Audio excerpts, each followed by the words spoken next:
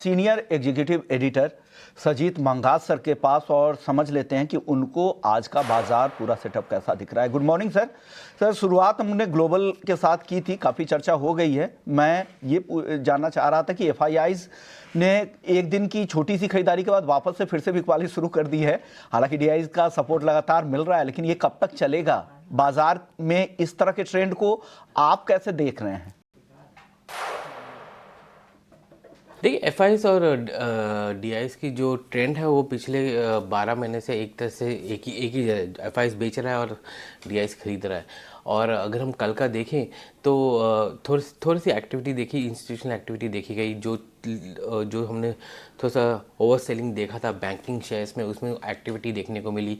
HDFC, ICICI, axis, इन सब के high delivery देखने को मिल रहे हैं, तो वहाँ पर इंस्टीट्यूशनल एक्टिविटी काफ़ी हाई देखने को मिली हमको। हमने कमोडिटी स्टॉक्स में तो से एक्टिविटी देखी। हिंडाल्को हो गया, आपका हिंदुस्तान कॉपर हो गया, वेदांता हो गया, इन स्टॉक्स में काफ़ी एक्टिविटी देखने को मिली। सो बाइंग आ रही है थोड़ी बहुत एफआईआईज की, बट ओवरऑल जो है वो नेगेटिव है सेंटिमेंट। और जो अभी जो थोड़ी सी बिकवाली हुई है कुछ लास्ट के कुछ हफ्तों में, उसके बाद थोड़ी सी फ्रेश बाइंग देखने को मिल रही है, तो वो एक फैक्टर है। बट आज के डेट में भी हम अर्निंग्स को ही लेके चलेंगे। अगर हम देखें तो 24 अर्निंग्स आ गए हैं और निफ्टी में, और उसमें से सिर्फ 7 हैं जो अबव हैं और 3 बिलो हैं, और इन लाइन जो है 14 हैं। तो अभी भी अगर हम देखें तो मार्केट में नेगेटिव अर्निंग्स का वो नहीं है, इन लाइन है, बट वो जो कॉन्फिडेंस आता है आगे की अर्निंग्स का, वो थोड़ा सा कम दिख रहा है। ठीक है, तो Sajit sir good morning. FNO के जो संकेत हैं और कंसिडरिंग द फैक्ट कि 3 दिन बाजार चल गया है, हालांकि एफआईज की चिंता है, रुपए की चिंता है, क्रूड भी एक चिंता की वजह है, आज गिफ्ट निफ्टी भी नीचे है, तो निफ्टी और निफ्टी बैंक में बजट से एक दिन पहले वाले सत्र में स्ट्रेटजी क्या होनी चाहिए सर? देखिए, कल हमने देखा कि 25,300 पे थोड़ी सी अनवाइंडिंग हुई थी कॉल की। वो इसलिए हो रही थी क्योंकि काफ़ी पुट राइटिंग हो रही थी, और पुट राइटिंग भी जो हम देख रहे हैं 25,400 के आसपास हो रही है, जिसमें जो एक तरह से सपोर्ट बनने की कोशिश कर रहा है निफ्टी के लिए। और वहाँ पर हम अगर निफ्टी का बैंड भी देखें तो 25,000 से 25,500 का है, तो अभी भी जो है नैरो बैंड है निफ्टी का।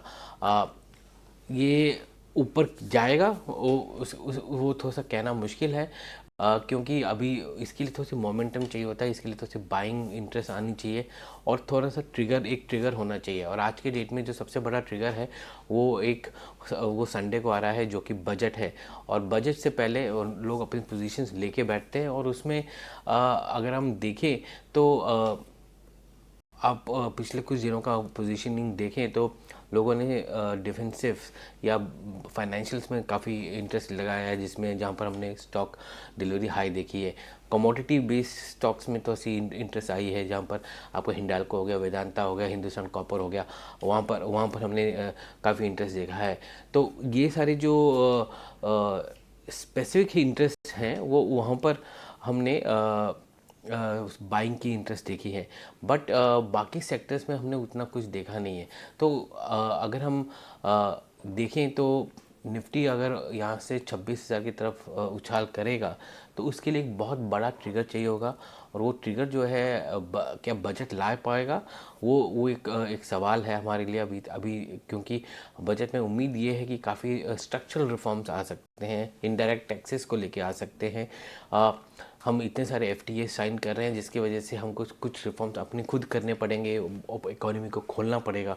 अब ये लेके चलिए कि हमने 8 एफटीए साइन किए हैं या ऑलमोस्ट उसके कगार पे हैं, और उसकी वजह से जो अपनी स्ट्रक्चरल चेंजेस करने हैं अपने ट्रेड के लिए या अपने पॉलिसी के लिए, वो चेंजेस इस बजट में आते हैं, तो ये एक बहुत ही अच्छा बजट होगा, क्योंकि हम फिर ओपन अप करते हैं और डाइवर्सिफाई करने की कोशिश कर रहे हैं, और वो इंडस्ट्री के लिए अच्छा होगा, और स्पेशली लेबर इंटेंसिव इंडस्ट्रीज़ के लिए बहुत अच्छा रहेगा। तो वो एक ट्रिगर है जो संडे को बजट में हमको मिलेगा कि नहीं मिलेगा, वो पता चलेगा। और दूसरी बात ये है, लोग अब पोजीशंस लेना शुरू करेंगे।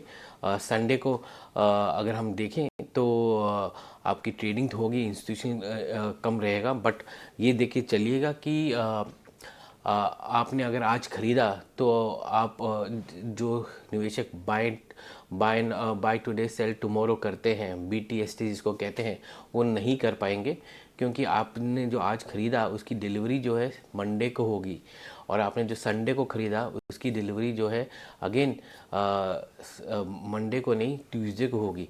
तो वो जो सेटलमेंट साइकिल है, आप उसको एक बार ध्यान रखिएगा कि जो लोग आज खरीद के कल बेचते हैं वो शायद ये ट्रेड बजट की वजह से ये ट्रेड ऐसा ना कर पाए।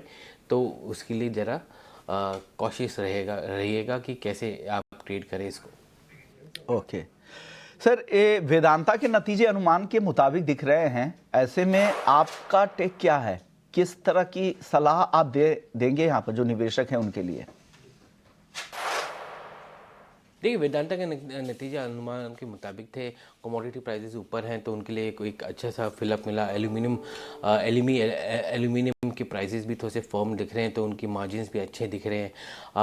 वेदांता में अभी जो मेजर ट्रिगर जो आना है वो उनका डीमर्जर है। NCLT का ऑलरेडी अप्रूवल आ चुका है, और उम्मीद ये है कि Q1 में जब क्योंकि वेदांता में काफ़ी माइंस हैं, लाइसेंसेस हैं, वो लाइसेंसेस को उनको ट्रांसफ़र करने पड़ेंगे रेस्पेक्टिव एंटिटीज़ में, तो उसमें थोड़ा सा टाइम लग रहा है।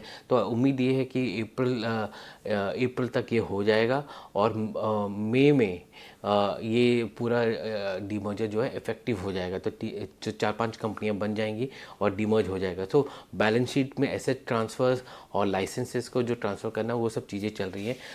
एक अच्छा उनके लिए टेलविंड ये है कि कमोडिटी प्राइसेस ऊपर है, copper prices, aluminium prices, zinc prices, वो एक अपवर्ड। नॉन फेरस में हम ये देख रहे हैं कि प्राइसेस ऊपर जा रही है, तो एलईमी की वजह से इनके रियलाइजेशन अच्छे हैं और मार्जिन्स भी अच्छे हैं और ग्रोथ भी उनका अच्छा रहा है। क्योंकि एबिटा का हम देखें तो नियरली 34% एबिटा बढ़ा है, और कमोडिटी प्राइसेस और वॉल्यूम्स भी अच्छे रहे हैं। तो वेदांता के लिए वो एक पॉजिटिव है उस तरह से।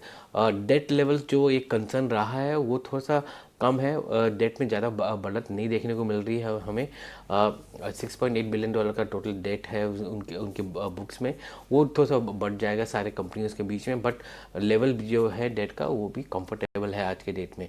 उन्होंने ऑलरेडी 1% बेचा है हिंदुस्तान जिंक में, जिसकी वजह से 4-4.5 हज़ार करोड़ उनको मिलेगा। तो वो भी एक कैश जो है उनके बुक्स में आ जाता है, तो नेट डेट लेवल थोड़े से कम भी होंगे उसके वजह से। तो ओवरऑल वेदांता के लिए तो कमोडिटी प्राइसेस के चलते थोड़ा सा पॉजिटिव दिख रहा है। सजी सर, आईटीसी को लेकर क्या भी होगा आपका सर? शेयर काफी ज्यादा पिटा, हमने देखा टैक्स के कंसर्न्स के चलते। हालांकि जो नंबर आए हैं ये अनुमान के मुताबिक आए हैं, और मार्जिन भी इन्होंने थोड़ा सा एक्सपेंड किया है, 31.86 से बढ़कर 32.39%। राय क्या होनी चाहिए? क्या शेयर यहां से संभल के चलेगा? देखिए, आईटीसी में काफ़ी सेलिंग देखने को मिली थी। जीएसटी के जो सेस आया था उसके, जो जीएसटी के सेस को जो रिप्लेस किया था उसकी वजह से ये जो सरचार्ज आया था और जो एडिशनल टैक्स आया था, जो सिक्योरिटी और टैक्स आया था और बाकी फूड टैक्स आया था, उसकी वजह से जो इम्पैक्ट है उसकी वजह से जो, और वही इम्पैक्ट जो है February 1 से वो आने वाला है। हम अगर देखें तो नंबर्स Q3 के इन लाइन ही रहे। रेवेन्यू जो है 7%, 5.7% रहा ओवरऑल रेवेन्यू। अगर हम देखें, अब ब्रेक डाउन करें तो सिगरेट में, तो सिगरेट के रेवेन्यू जरा 8% बढ़े थे, जिसमें 7% वॉल्यूम थे। आपके FMCG का हम देखें तो वहाँ पर रेवेन्यू 11% बढ़ा, और वहाँ पर थोड़ा सा इम्पैक्ट इसलिए आया क्योंकि जीएसटी की वजह से जो आपके बिस्किट्स हो गए, फूड आइटम्स हो गए, उनकी जो कॉस्ट कम हुआ, उस वजह से वॉल्यूम भी वहाँ पर बढ़ने को दिखा हमें बढ़ते हुए। इसमें दो चीज़ें हैं आईटीसी के लिए, आगे के लिए ट्रिगर के लिए। एक चीज़ ये है कि अब Feb 1 से जब ये एडिशनल सेस आएगा या सरचार्ज आएगा जो सिगरेट्स पे लगेगा या सिन गुड्स पे लगेगा जिसको हम कहते हैं, उसके वजह से आईटीसी को प्राइस इंक्रीसेस करने पड़ेंगे। कितनी प्राइस इंक्रीसेस कर पाएंगी वो एक इम्पॉर्टेंट सवाल है यहाँ पर। वो आईटीसी अपने टोबैको इन्वेंट्री में भी हाई प्राइस कॉस्ट इन्वेंट्री को लेकर बैठा हुआ है, तो प्राइस इंक्रीजेज और इसका कॉस्ट की वजह से थोड़ी सी प्रॉफिटेबिलिटी में थोड़ी सी गिरावट आने की उम्मीद है Q4 में आईटीसी को। और आगे जाते हुए ये सिगरेट्स में हमेशा ये प्रेशर तो रहता ही है कि कोई भी टैक्स आ जाए और टैक्सीबिलिटी सिगरेट्स की बढ़े, तो वो एक इम्पॉर्टेंट फैक्टर है आईटीसी के लिए कि वो अपना प्रॉफिटेबिलिटी को कैसे वापस लेकर आएगा। तो प्रॉफिटेबिलिटी चैलेंज है थोड़ा सा आईटीसी के लिए, Q4 के लिए और FY27 के लिए। एफएमसीजी का अगर हम देखें तो उनकी परफॉर्मेंस अच्छी रही है, डिसेंट रही है। टॉप लाइन 11% बढ़ा है, वॉल्यूम भी हैं थोड़े बहुत जो आ रहे हैं एफएमसीजी के लिए, और एबिट मार्जिन जो है 10% रहा है जो फ्लैट है उनके लिए।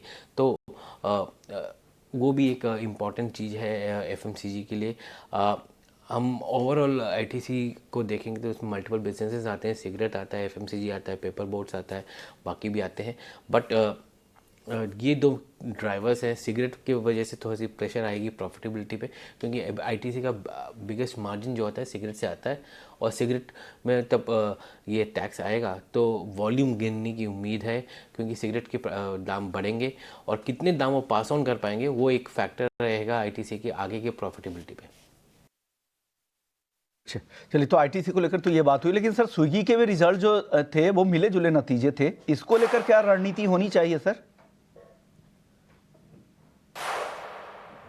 देखिए, स्विगी के रिजल्ट मिले जुले रहे। अगर हम देखें उसको ब्रेकअप देखें तो फूड डिलीवरी में जो ग्रॉस ऑर्डर वैल्यू था वो 20% से ज़्यादा बढ़ा। वो गाइडेंस भी उनका था कि 20% के ऊपर रहेगा, तो वो रहा। आपकी उनके कॉन्ट्रीब्यूशन मार्जिन जो है फूड डिलीवरी में 30 बेसिस पॉइंट्स ऊपर बढ़े और लगभग 7.6% रहे।